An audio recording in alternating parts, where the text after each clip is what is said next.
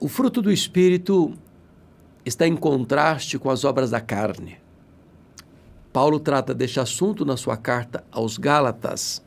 E eu vou pedir licença a você para ler o assunto quando Paulo diz assim: ora, as obras da carne são conhecidas e são prostituição, impureza, lascívia, idolatria, feitiçarias, inimizades, porfias, ciúmes, iras, discórdias, dissensões, facções, invejas, bebedices, glutonarias e coisas semelhantes a estas, a respeito das quais eu vos declaro que já outrora vos preveni que não herdarão o reino de Deus os que tais coisas praticam.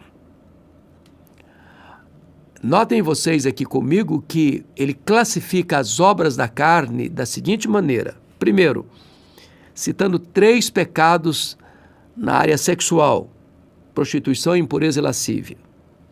Segundo, ele menciona 2 pecados na questão religiosa: idolatria e feitiçaria. Depois, ele enumera muitos pecados, a maioria do texto, nos problemas de relacionamentos: inimizade, porfia, ciúmes, iras, discórdias, dissensões, facções e invejas. E ele conclui essa lista com 2 pecados na área de domínio próprio, que ele menciona aqui, que é bebedices e glutonarias. São obras no plural. Preste atenção aqui, eu vou botar essa abençoada aqui para só facilitar o nosso entendimento, tá? Facilitar a minha comunicação aí com você. Então, são obras no plural. Obras no plural. Agora, preste atenção que quando ele vai tratar do fruto, ele não coloca no plural, ele coloca no singular. Mas o fruto do Espírito é. Então, notou o contraste? Obras da carne, porque esses pecados aí, na área sexual, na área religiosa, na área de relacionamentos, na área de domínio próprio, isso procede de nós mesmos, aquilo que nós fazemos. Agora, o fruto do Espírito não é frutos, é o fruto. E quais são esses elementos que compõem esse fruto, como gomos de uma única laranja? Amor, alegria, paz, longanimidade, benignidade, bondade, fidelidade, mansidão, domínio próprio. Então, me permita aqui, antes de entrar em cada um deles, trazer 3 informações. Primeiro, esse fruto tem uma origem sobrenatural. Porque esse fruto não procede de nós. Ele é fruto do Espírito. Só quem tem o Espírito Santo produz esse fruto. Então não emana do homem, procede de Deus. Segundo, esse fruto tem um crescimento natural. Se você é habitado pelo Espírito Santo, se você anda no Espírito Santo, se você obedece ao Espírito Santo, se você é guiado pelo Espírito Santo, se você está cheio do Espírito Santo, esse fruto vai crescer em sua vida, naturalmente. Terceiro, você, ao ver esse fruto presente e crescendo, você vai adquirir o que eu chamo de maturidade gradual. E o que é maturidade gradual? E o que é ter o fruto do Espírito? É ser uma pessoa parecida com Jesus. É ter o caráter de Jesus. É ser transformado de glória em glória na imagem de Jesus. É ser semelhante a Jesus. Em outras palavras, é alcançar a varonilidade do homem perfeito, que é Jesus. Deus já predestinou você para você ser conforme a imagem de Jesus. Em outras palavras, Deus não apenas quer levar você para a glória, mas também transformar você à imagem do Rei da Glória. Dito isto, vamos olhar o fruto do Espírito, porque não há possibilidade de você ter um e não outro. Ou seja, olha, eu tenho amor, mas eu não sou uma pessoa alegre. Bom, eu amo e sou alegre, mas eu não tenho paz. Olha, eu até amo e sou alegre e tenho paz, mas eu não tenho paciência, não. Olha, eu tenho tudo isso aí, mas domínio próprio eu não tenho. Não, é impossível. São gomos de um mesmo fruto que procede do mesmo Espírito Santo de Deus. Então, quais são os gomos deste fruto do Espírito? O texto começa dizendo assim, mas o fruto do Espírito é amor. Eu vou clicar aqui na palavra amor na língua grega. Ágape ou agape. Existem na língua grega 4 palavras para amor. A palavra eros, a palavra estorgê, a palavra filia e a palavra agape ou ágape. Eros é o amor físico, o amor que um homem sente por uma mulher do ponto de vista de atração física. De onde vem a palavra erótico. O amor estorgê é o amor familiar, é o amor que um pai sente por um filho sente por um pai. O amor filia é aquele amor de amizade. É aquele amor que você nutre por alguém, que é seu próximo. E o amor ágape, o agape, é o amor sacrificial. É o amor que Deus tem por nós. É o amor que entrega a vida pelo outro. E está escrito lá em 1 de João 3,16. Deus provou o seu amor dando-nos o seu Filho. E nós devemos provar o nosso amor dando a nossa vida pelo próximo. Então, da mesma maneira que Deus nos amou e deu sua vida, nós amamos também dando a nossa vida. Isso é amor. Você ama o amor ágape. Depois vem a segunda palavra, que está lá, paz. A palavra paz é a palavra eirene no grego. Esta palavra não é apenas paz de cemitério, não é apenas ausência de tensões. Paulo viveu uma vida muito turbulenta. Foi perseguido, foi açoitado, foi preso, foi fustigado com varas, foi acusado injustamente, enfrentou perigos de rios, naufrágio no mar, perigos de desertos, foi atacado por compatrícios e por estrangeiros. Mas apesar de tantas lutas ao redor dele e tantas preocupações com todas as igrejas dentro dele, ele tinha paz. Paz é quando você tem a sua alma serenada. Quando você tem paz com Deus, porque foi reconciliado com Deus, e quando você desfruta da paz de Deus, porque você desfruta dessa intimidade com Ele. Quando o mundo pode estar em convulsão, mas aqui dentro as coisas estão resolvidas. Isso é paz. Você tem essa paz. O texto prossegue e diz assim: longa a alegria.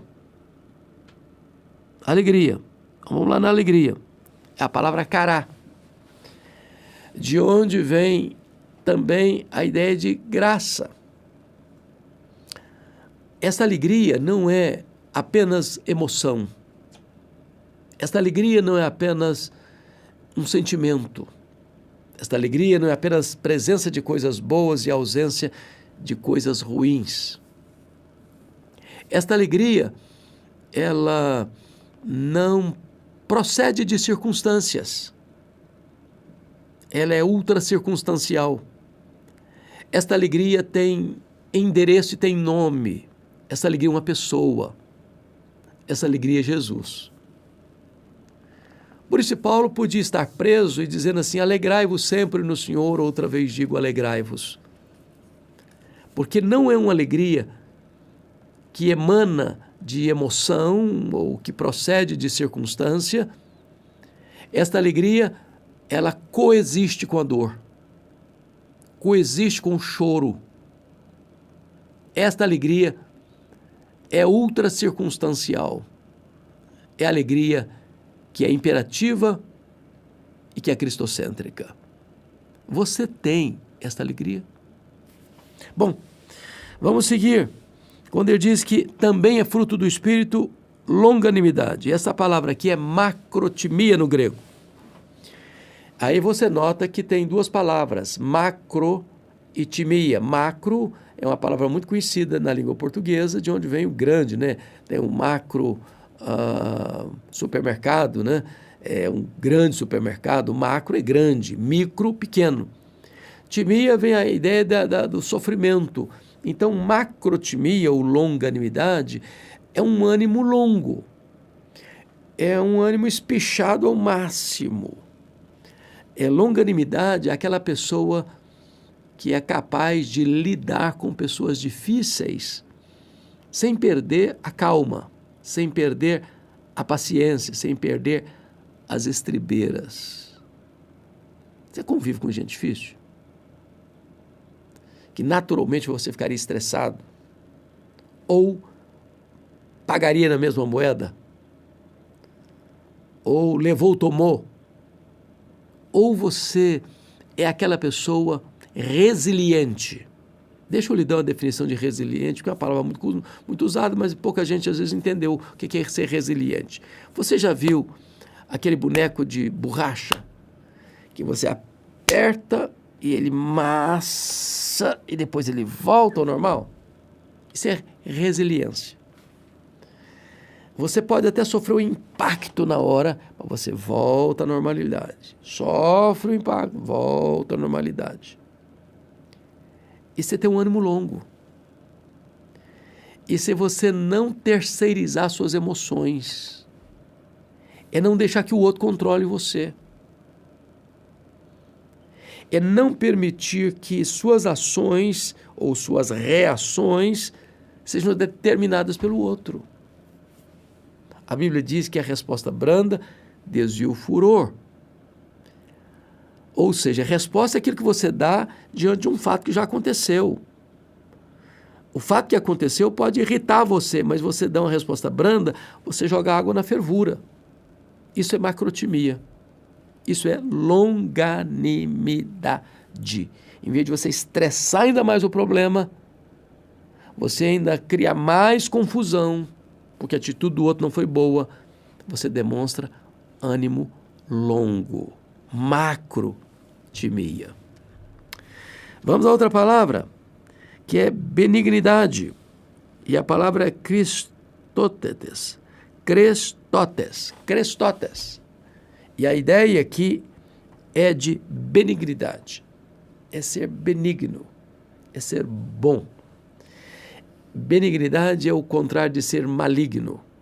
Até na medicina se usa muito isso, um tumor benigno e um tumor maligno. Um tumor que está lá, incomoda, mas não é letal, e um outro tumor que está lá, incomoda e é letal, ele é maligno. Ele, se não cuidado, se não tirado, se não tratado, ele pode levar o paciente à morte. Nós devemos ser benignos. A nossa postura é benigna. As nossas palavras são benignas. As nossas ações são benignas, as nossas reações são benignas. Você não é um agente de morte, você é um agente de vida. Você não piora o ambiente, você melhora o ambiente. Benignidade. Nas palavras, nas ações, nas reações, nos gestos, nas posturas, na maneira de viver. Quem se aproxima de você sai melhor, quem conversa com você sai mais animado, porque você é benigno. Benignidade é fruto do Espírito. Vamos a outra palavra, bondade. Bondade, olha aqui que interessante. Bondade é a palavra agatocine. E a bondade traz a ideia de ser bom no sentido de investir na vida do outro. Aliás, deixa eu te dar uma curiosidade bíblica aqui. Só tem um homem na Bíblia que é chamado de bom. Sabia disso? Só tem um homem na Bíblia que é chamado de bom. E esse homem chamava-se Barnabé. Lá em Atos 11:30, Barnabé era um homem bom, cheio do Espírito Santo e de fé. E a marca de Barnabé era sempre estar pensando no outro. Ele era aquele homem na igreja de Jerusalém que, quando alguém estava passando alguma dificuldade financeira, ele ia lá e vendia uma propriedade para socorrer as pessoas necessitadas. Quando Saulo foi convertido a Cristo, a igreja de Jerusalém ficou com dificuldade de aceitá-lo. Foi ele que foi lá e pegou Paulo, apresentou os apóstolos, introduziu Paulo. Foi ele quem foi atrás de Saulo lá em Tarso, quando aconteceu um grande avivamento em Antioquia, para trabalhar com ele. E dali começam as viagens missionárias. Foi Barnabé quem investiu em Marcos, quando Paulo não quis mais andar com Marcos. Barnabé era esse homem bom. Bondade é sempre quando você investe a sua vida, o seu tempo, o seu dinheiro na vida dos outros. É quando você não é egoísta, pensando em você.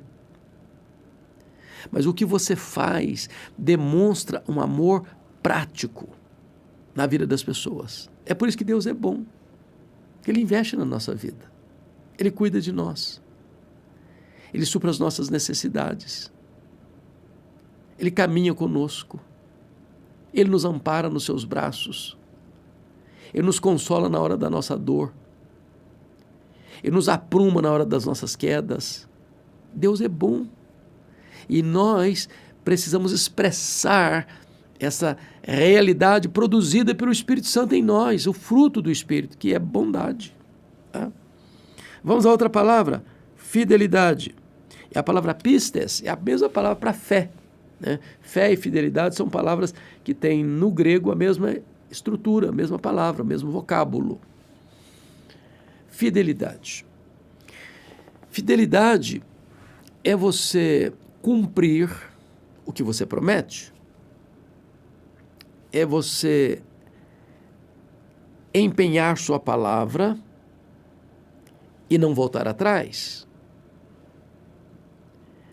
É você firmar uma aliança e não quebrá-la. Fidelidade é você ser uma pessoa confiável. As pessoas podem crer em você, acreditar em você e não se frustrarem. Fidelidade. É uma pessoa que não tem duas caras,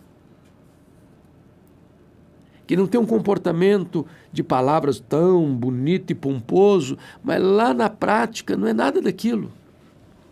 Fidelidade, fruto do Espírito. Você é uma pessoa fiel a Deus, à sua família, aos seus amigos, à sua empresa, à sua escola,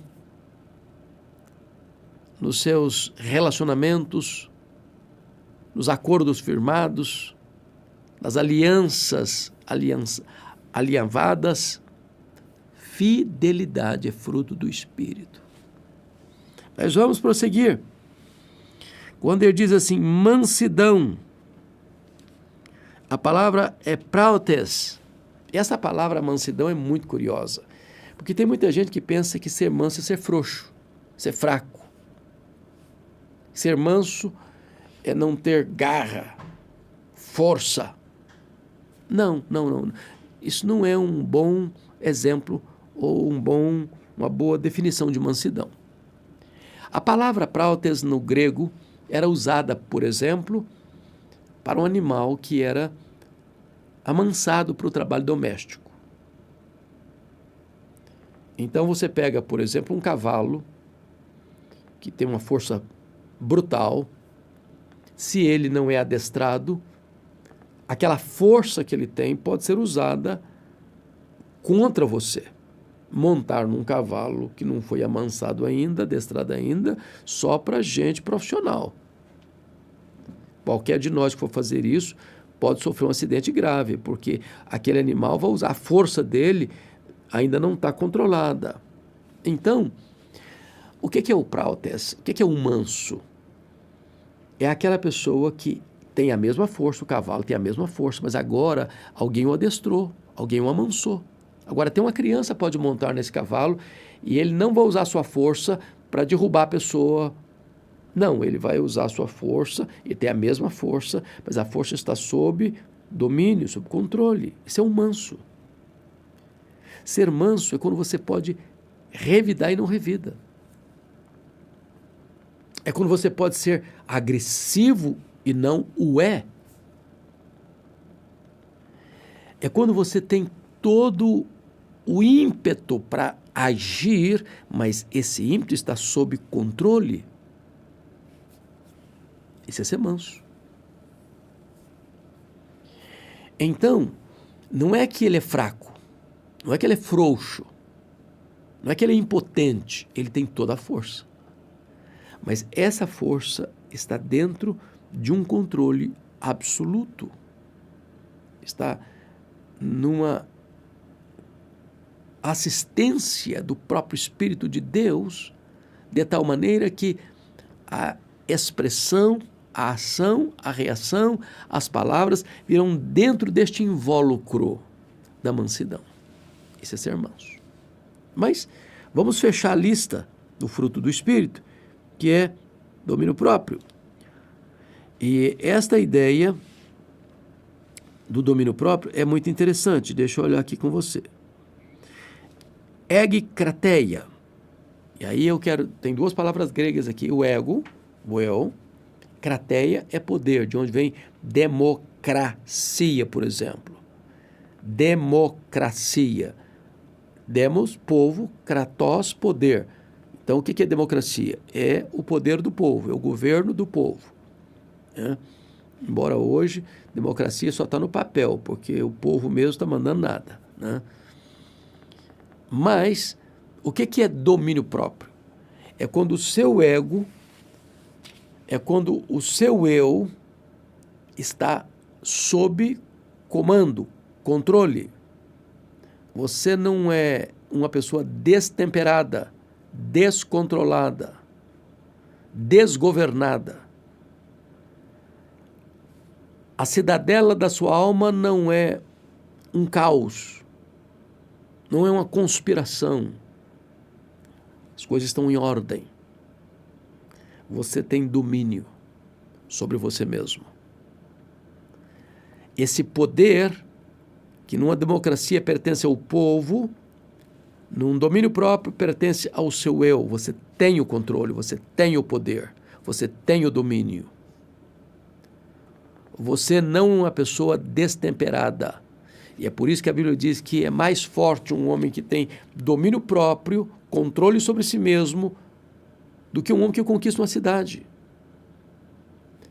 Se você tem o fruto do Espírito, você controla você mesmo. E quem controla você mesmo é o próprio Espírito de Deus. Você é mais forte do que um exército. Então, quero aqui concluir e resumir o fruto do Espírito. São gomos de um mesmo fruto. A origem é sobrenatural, o crescimento é natural e a maturidade é gradual.